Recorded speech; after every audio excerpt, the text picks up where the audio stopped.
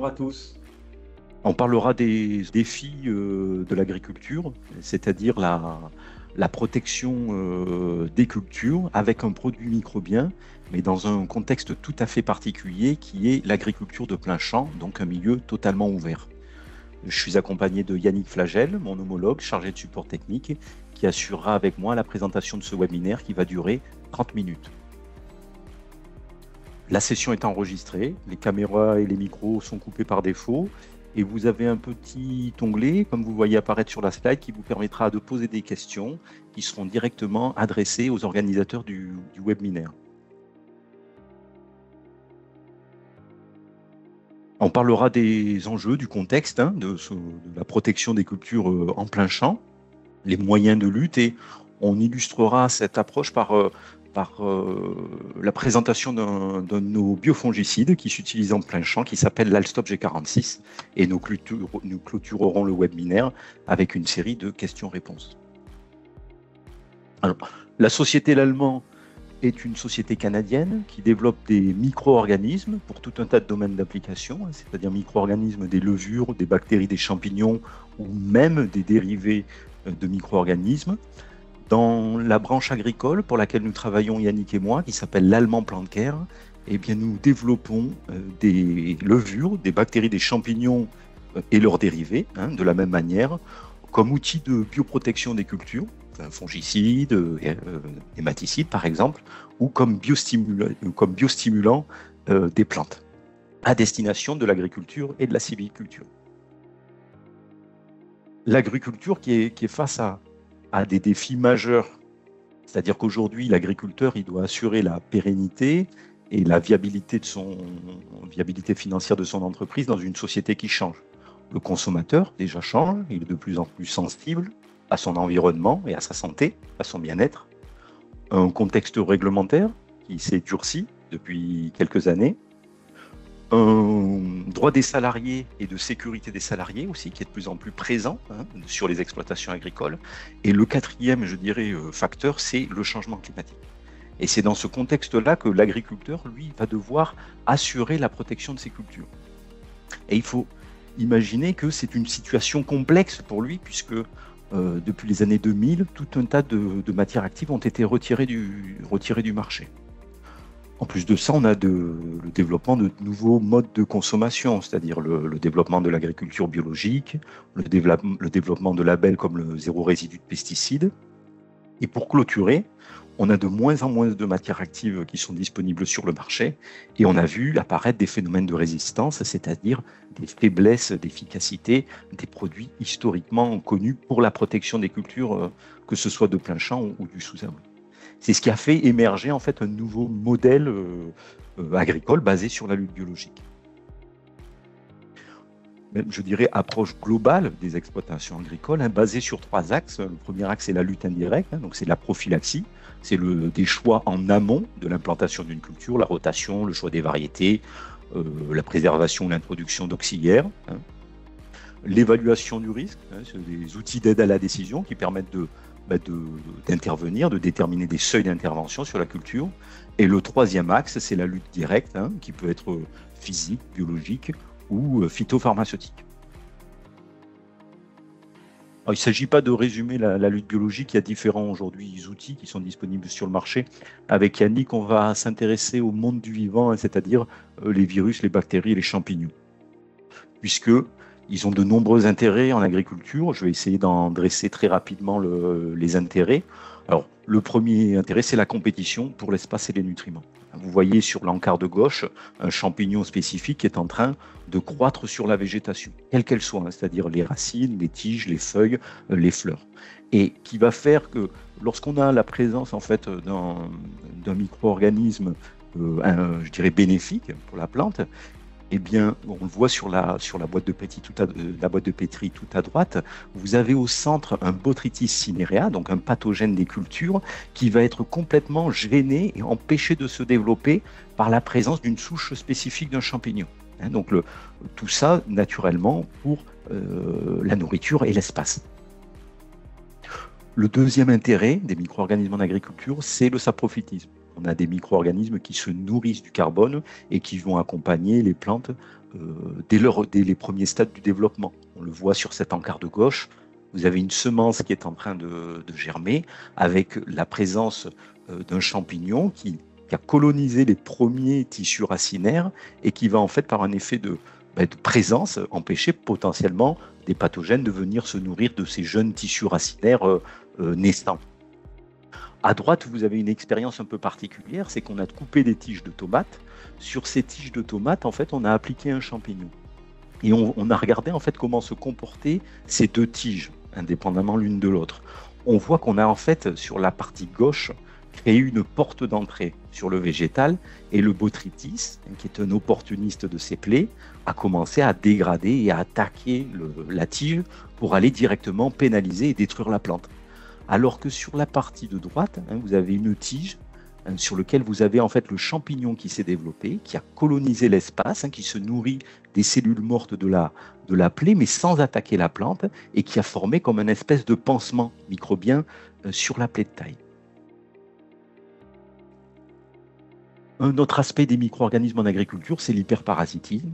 On le voit, certains micro-organismes peuvent avoir un effet direct sur les pathogènes.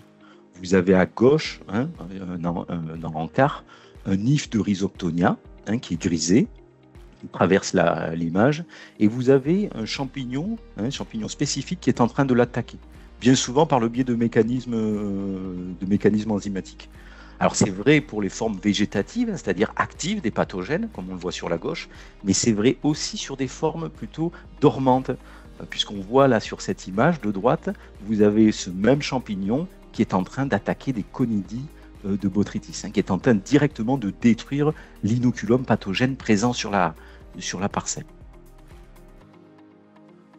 Autre aspect intéressant de ces micro-organismes en agriculture, c'est l'antagonisme. Vous avez sur la gauche une boîte de pétri où on a introduit un pathogène, donc une espèce de Rhizoctonia, qui a complètement occupé le milieu.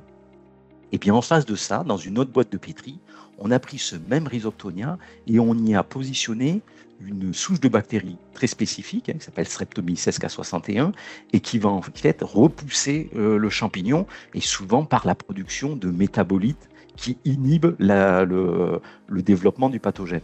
On voit bien se former une zone d'inhibition noire en face de la population bactérienne qui est toute blanche sur la droite.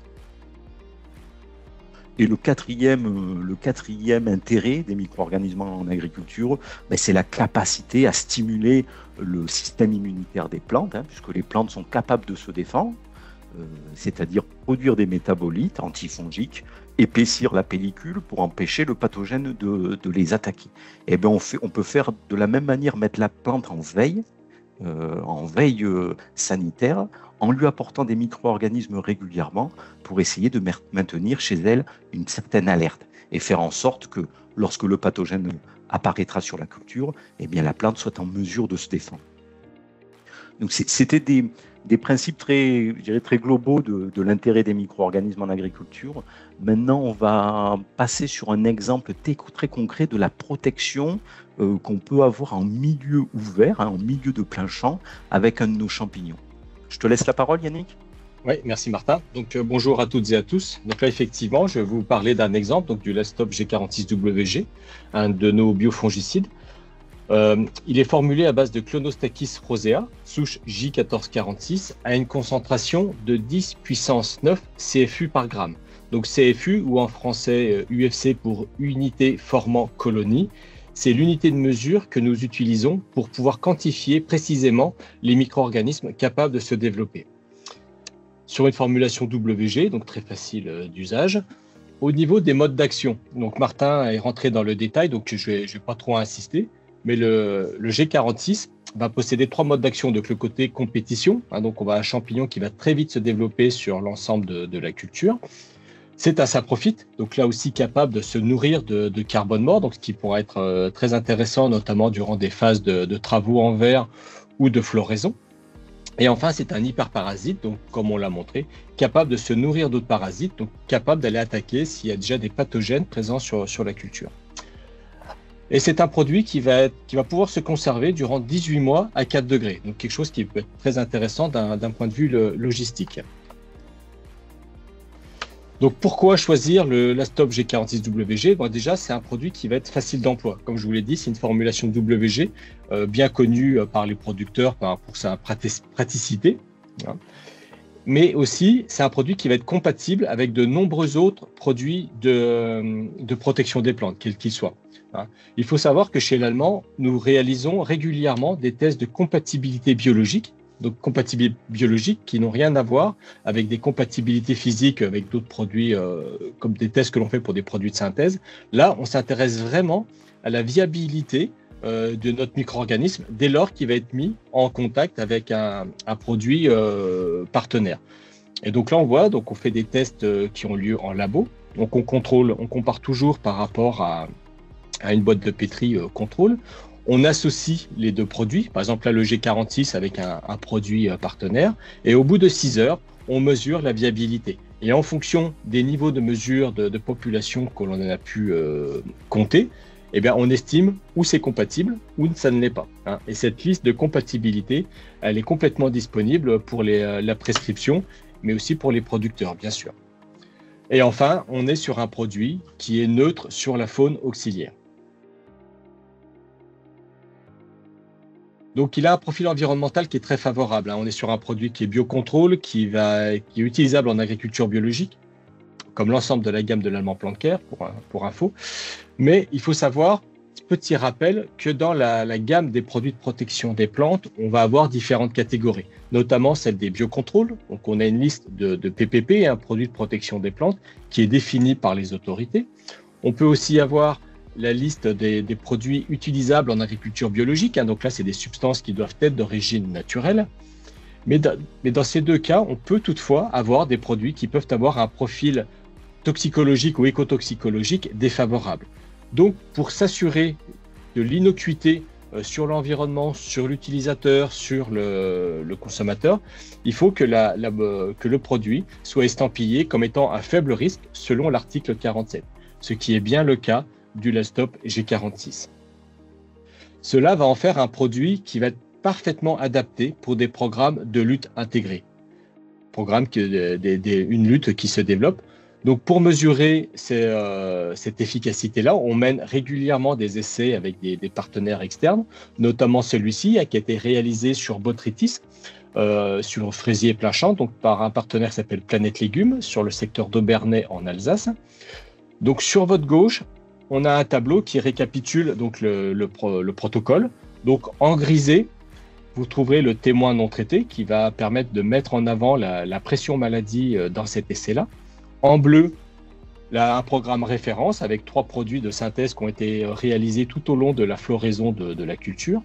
En rouge, on va trouver un traitement de synthèse réalisé au stade pleine floraison, encadré par le G46, la dernière application ayant lieu au moment de la coloration des fruits. Et enfin, en vert, ce que l'on appelle un témoin fenêtre ou un témoin de vraisemblance qui permet de mesurer la plus-value que va apporter, par exemple ici, le G46. Si l'on regarde à droite donc sur le graphique, si on regarde la dernière notation du 10 juin, on voit bien que le programme G46 amène le même niveau d'efficacité que le programme de synthèse et amène bien une plus-value par rapport au témoin de vraisemblance. Donc forcément, derrière cet essai-là, si l'on regarde les analyses de résidus, forcément, dans la modalité G46, on va trouver moins de molécules que dans le programme de référence. C'est tout à fait logique. Et cet aspect-là va pouvoir aider les producteurs à pouvoir répondre aux différents cahiers des charges qui peuvent leur être imposés par des centrales, par exemple, qui peuvent imposer un nombre maximum de résidus à retrouver sur la culture. Et ça répond tout simplement à l'attente sociétale qui veut de moins en moins être confrontée à ces produits de synthèse sur les résidus de culture. Et enfin, un point très important à retenir avec les produits microbiens et avec le G46 en particulier, c'est que là, on va avoir un champignon qui combat d'autres champignons. Donc, on va avoir un fonctionnement qui va être très proche des pathogènes. Tout d'abord, si l'on regarde d'un point de vue des températures, on va avoir un champignon qui se développe dès 10 degrés jusqu'à 35. Donc, une plage de température qui va nous permettre de pouvoir positionner ce produit, que ce soit lors de conditions printanières ou lors de conditions estivales, et puis bien sûr automnales, bien entendu.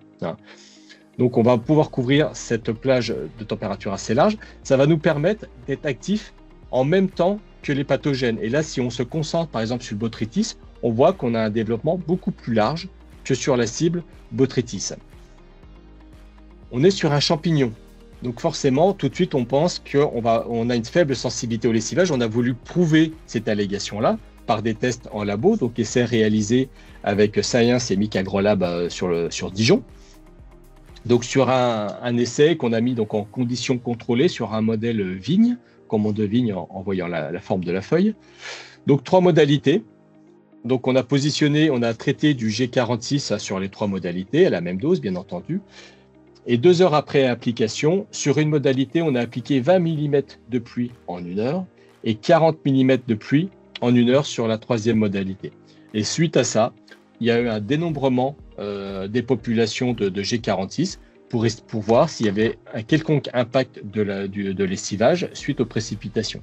Et ce que l'on peut voir au niveau des mesures, c'est que aucune différence entre les 3 modalités, des différences insignifiantes, donc qui nous permettent bien d'avoir une bonne protection malgré des fortes séquences de pluie. Lorsque l'on sera en condition de plein champ, on va quand même avoir une recommandation d'appliquer un délai de 6 heures entre le traitement et le début de la précipitation pour bien s'assurer, parce que là on ne maîtrise pas tous les paramètres, de bien s'assurer que le champignon puisse bien s'installer et puisse permettre de s'exprimer pleinement et d'amener la protection qu'on attend de lui. Donc, entre ces différents modes d'action que je vous ai présentés tout à l'heure, compétition, parasitisme et saprophytisme, sa faculté à s'adapter aussi aux conditions du milieu font que l'on a une régularité dans les résultats, dans tous les essais que l'on a pu faire. Donc là, sur cet essai, encore une fois mené sur vigne, donc sur botrytis, est exprimé sur ce graphique le pourcentage de botrytis sur grappe. Donc en grisé, vous trouvez le témoin. En rouge, les programmes qui intègrent le G46 et en bleu, le programme de référence. Et l'on voit que dans 80% des cas, quelle que soit la pression de maladie, on a un niveau d'efficacité qui est très satisfaisant et qui est au niveau de la référence dans 80% des situations. Nous allons maintenant, donc là on a parlé du produit en tant que tel. Quand on va être confronté aux conditions de plein champ, il y a quand même quelque chose à savoir, parce que dès lors qu'on va être en plein champ, forcément, on va être exposé aux UV, on va être exposé à des températures élevées, à des faibles hygrométries. Tout ça peut entraîner des stress pour le G46. Donc, il y a 3 choses à savoir pour pouvoir avoir une bonne protection, pour pouvoir avoir une bonne efficacité du produit. Le premier point, c'est déjà la distribution du produit sur la culture. Ça, c'est très important. Vous allez me dire, c'est vrai aussi pour d'autres produits. Parce que là, le G46 est assimilable à un produit de contact. Donc, il faut vraiment que les spores soient, que le traitement permette la diffusion des spores de G46 sur l'ensemble de la culture, que ce soit sur la face supérieure ou inférieure des feuilles, par exemple. Et cette distribution sera facilitée par l'utilisation d'un volume d'eau adapté, volume d'eau qui sera adapté en fonction du développement de la culture, tout simplement, en fonction du volume de végétation, et de la pulvérisation. C'est sûr qu'avec un appareil face par face, on aura une bien meilleure qualité de traitement. Il va falloir aussi favoriser la germination des spores. Donc ça, comme pour d'autres champignons, la germination des spores, c'est vraiment une phase critique et il faut faire attention. Donc pour privilégier les bonnes conditions de traitement, il va falloir tâcher d'éviter l'exposition aux UV notamment. Si l'on est dans des conditions comme aujourd'hui avec une forte luminosité, plutôt privilégier des traitements en fin de journée. On sait aussi, on l'a mesuré, qu'en associant le G46 avec le Lastim Osmo, on va accélérer la germination, la vitesse de germination des spores, et donc on va augmenter la consistance d'efficacité du produit. Donc ça, deuxième point qui est très important. Et enfin, favoriser la viabilité du micro-organisme. Donc ça va passer par s'assurer que si on fait des mélanges, que l'on soit bien compatible en mélange, puis aussi à utiliser la bouillie dans les 6 heures. Mais ça, c'est quelque chose qui est fait de façon très classique. Avant de terminer ce webinaire, juste vous présenter les projets que l'on a avec le G46. Donc déjà, à date, aujourd'hui, on est homologué sur botrytis de la vigne et botrytis du fraisier en conditions de plein champ, donc à la dose de 250 grammes hectare, auquel il faudra rajouter le Lastim Osmo à 300 grammes. Dans les projets que l'on attend, donc on attend la cible botrytis sur la partie maraîchère et ornementale. On attend aussi l'odium sur ces mêmes cultures maraîchage ornemental, mais aussi vignes et fraisiers. Et enfin, sur les pommiers, on attend la cible tavelure. Donc là aussi, comme vous pouvez le voir, dès lors que l'on sera en condition de plein champ, le rajout de l'Astime Osmo sera obligatoire.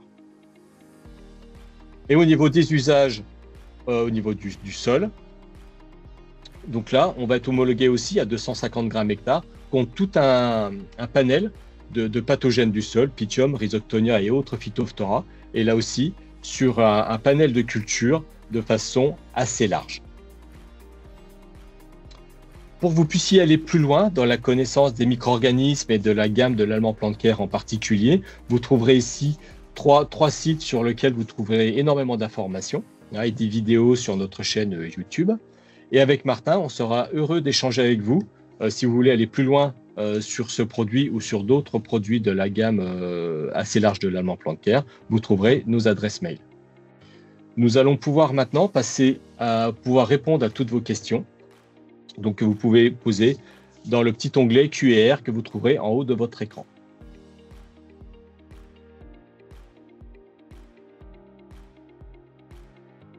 Messieurs, alors il y a déjà quelques questions qui ont été posées que je vais vous adresser. Deux d'entre elles concernent les compatibilités. Alors la première, est-ce que le Lalstop G46 est compatible avec le soufre? Et la deuxième, ai-je un intérêt à combiner le G46 avec des produits de synthèse quand cela est possible? Alors oui, on est Yannick, voilà, c'est ton bébé, la vigne, je te laisse. Donc sur la partie compatibilité avec le soufre, oui, on est compatible avec le soufre, avec le cuivre aussi. On a testé les différentes formes de cuivre, il n'y a pas de souci. Il faudra juste éviter le mélange avec les terpènes de pin, par exemple, qu'on peut retrouver dans certains soufres. Je ne veux pas citer de marque ici. Et l'association avec les produits de synthèse, oui, peut tout à fait être envisageable. Là aussi, il faudra veiller à la compatibilité. Donc, on ne va pas citer tout là, ça prendrait trop de temps. Mais effectivement, si c'est compatible, dans certains cas, ça peut faire sens, notamment pour gérer, comme l'a dit Martin tout à l'heure, les problèmes de résistance. Le G46 pourra être capable d'aller chercher les souches résistances qui passeraient au travers du spectre de la molécule de synthèse. Et imaginez, vous faites un soufre, les conditions ne sont pas réunies pour que le soufre se sublime et soit efficace. Eh bien nous, le Lalstop G46 va tout à fait prendre le relais du soufre qui pourrait manquer d'efficacité, puisque lui, ce champignon aime bien l'humidité, donc ça permet d'avoir des programmes tout à fait intégrés et qui permettent de sécuriser un passage de protection. Oui, tout à fait. J'ai oublié de le préciser tout à l'heure quand on parlait du lessivage. Merci Martin de me faire repenser. Effectivement, vous avez vu tout à l'heure qu'on est résistant au lessivage. On fonctionne aussi très bien en conditions sombres. Enfin, sombres, je me comprends, avec un plafond nuageux, etc. C'est là les conditions où le soufre va moins bien marcher. Et bien là, ça peut être très intéressant la combinaison avec le G46 parce que le G46, justement, dans ces périodes de succession de lumière et puis d'obscurité, permettra d'amener la complémentarité d'efficacité avec le soufre. Et ça, on a pu le voir notamment dans des essais qu'on a fait sur vigne l'année dernière.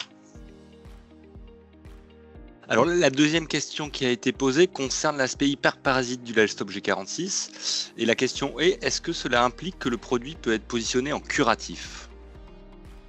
Alors, je réponds pour la deuxième. Vas-y, Martin. Yannick, voilà. Alors, là, je dirais que la base de la protection avec des micro-organismes, c'est une approche préventive. Certes, on peut avoir une action directe du pathogène, mais l'idée étant d'installer le champignon le plus tôt possible. Il faut favoriser tous ces avantages-là, la compétition, l'occupation de l'espace le plus tôt possible, et quitte à avoir une petite cerise sur le gâteau sur des formes de conservation qui seraient potentiellement attaquées, avec notre champignon qui serait bien développé, ou un champignon qui serait déjà présent et sur lequel on pourrait avoir une efficacité.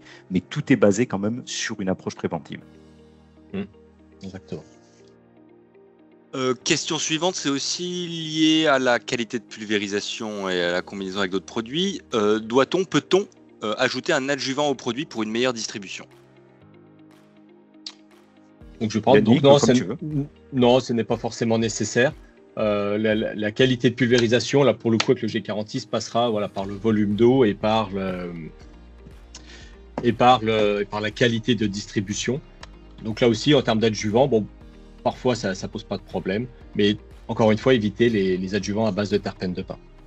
Et Pour compléter ta réponse, Yannick, je dirais que les situations où vous pourrez avoir besoin d'une matière active pour assurer le développement du champignon, c'est-à-dire le plein champ, ce dont on est venu discuter aujourd'hui, eh ben c'est le lalstimosmo en fait qui va servir d'adjuvant, non pas en sens de coller, de sticker la molécule sur la feuille, mais plutôt de favoriser le plus rapidement le développement du champignon. Merci messieurs. Alors j'ai une question de Madame Hachemi. Bonjour. Ayant déjà travaillé sur le développement d'un produit microbien, je sais que l'impact sur le microbiote du sol est un critère important. Réalisez-vous ce type de test également et avez-vous observé des effets significatifs sur le terrain avec ce produit? Alors, moi, je dirais la molécule est classée low risque, donc sans incidence en fait sur des populations de micro-organismes qui sont autrement bénéfiques pour la plante. On est passé par le biais d'un dossier d'enregistrement, donc avec la mise en évidence, en effet, des aspects bénéfiques pour la culture, mais aussi des aspects, je dirais, extérieurs à l'approche d'un micro-organisme sur une plante dans son milieu. Pour préciser aussi, dans le même sens, dans le cadre d'usage en vigne, on n'aura aucun impact sur les fermentations du vin qui suivra. Bien. Alors, question suivante de Monsieur S. Quelle hygrométrie faut-il atteindre et idéalement pendant combien de temps pour la bonne efficacité du produit en foliaire? Donc, dans un idéal, c'est vrai que c'est de se situer au-delà de 80%. Là, ça va vraiment être son optimum. Mais on sait aussi qu'à partir de 50%, le champignon est quand même capable de germer et de s'installer. Donc, il va peut-être s'installer un petit peu moins vite, mais il est quand même assez rustique et peut quand même déjà se développer dès lors qu'on a des hygrométries pas trop élevées. Mais l'idéal, comme beaucoup d'autres micro-organismes, c'est entre 80 et 100%. Oui, et c'est aussi pour ça, Yannick, que le lalstimosmo est préconisé. Oui. Voilà. Exactement, oui, merci. Oui, j'ai oublié. Effectivement, et c'est pour aussi contrecarrer ces stress qu'on peut avoir avec une faible hygrométrie que le lalstimosmo est conseillé pour accélérer et pour améliorer sa rusticité et son installation. Et l'application en fin de journée permet en fait d'accompagner le champignon dans une humidité qui va être croissante au fur et à mesure de l'arrivée de la période nocturne. Alors, la question suivante concerne la tavelure du pommier et plus précisément, si nous avons déjà des premiers résultats sur cette cible. Oui, nous avons déjà des résultats sur cette cible, donc des essais qui ont été menés dans le cadre de l'homologation, donc qui prouvent quand même la très bonne efficacité que l'on a sur cette maladie. On n'en a pas parlé là, qu'on n'a pas parlé non plus de l'oïdium de la vigne parce qu'on n'est pas encore homologué, mais on a des résultats qui sont très encourageants et des essais, des tests qui continuent à être faits cette année. Donc on pourra vous présenter dès lors que le produit sera homologué, mais des résultats très intéressants et qui peuvent aussi bien s'intégrer dans les programmes de lutte, notamment en agriculture biologique. Et qui nous ont permis de déposer le dossier d'enregistrement pour une AMM future assez proche. Oui, effectivement. Il reste encore quelques questions. Nous avons 2 minutes encore. La suivante est: quelle est la durée de vie du champignon? Madame Picard. Martin, je te laisse répondre. C'est un micro-organisme qui a la capacité de persister sur la végétation plusieurs semaines. L'idée dans la pratique, c'est de se focaliser sur des phases clés où on a le potentiel risque pathogène, c'est-à-dire la chute des pétales, la fermeture de grappes, la véraison passée. On est dans une approche, je dirais, de positionnement clé sur des voies que pourrait prendre opportunément la maladie. Mais voilà, on est sur quand même une efficacité qui peut durer plusieurs semaines dans le cadre d'applications soit racinaires, soit foliaires. Bon, sachant que sur la partie foliaire, attention, en fonction des cibles que l'on va viser, on pourra être amené à raccourcir quand même les délais d'application. Mais là, encore une fois, c'est plus sur des cibles que l'on attend par la suite en homologation. Alors, question suivante. S'il pleut 20 mm juste après l'application, ai-je besoin de retraiter?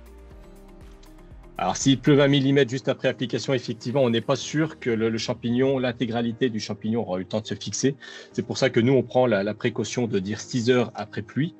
Il va en rester, c'est sûr. Après, par contre, ça sera très difficile à quantifier et complètement dépendant aussi des conditions du milieu, des températures, par exemple, qui leur ont laissé la possibilité de s'installer. Donc, c'est pour ça qu'on préfère prendre une marge de sécurité et recommander 6 heures avant une pluie. Donc, auquel cas, si vous vous faites sortir par la pluie, passez-moi l'expression, il pourra être intéressant quand même de renouveler les parcelles qui ont été traitées en dernier. Il reste 2 questions, on va en prendre une et avant de conclure. Donc compatibilité avec bicarbonate type armicarbe.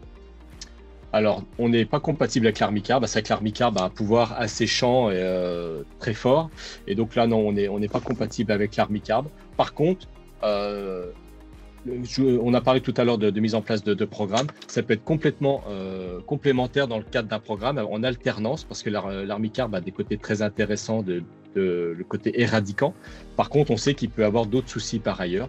Donc, par contre, de l'intégrer en programme, en alternance, ça peut être très intéressant. Voilà, messieurs, je vous laisse conclure. Eh bien, nous sommes ravis d'avoir pu vous présenter ce fameux sujet de la protection microbienne des cultures de plein champ. Et nous serons ravis avec Yannick de pouvoir poursuivre cet entretien de manière individuelle avec vous tous. Merci. Et vous recevrez un lien qui vous permettra d'avoir le replay de ce webinaire. Merci. Et à bientôt.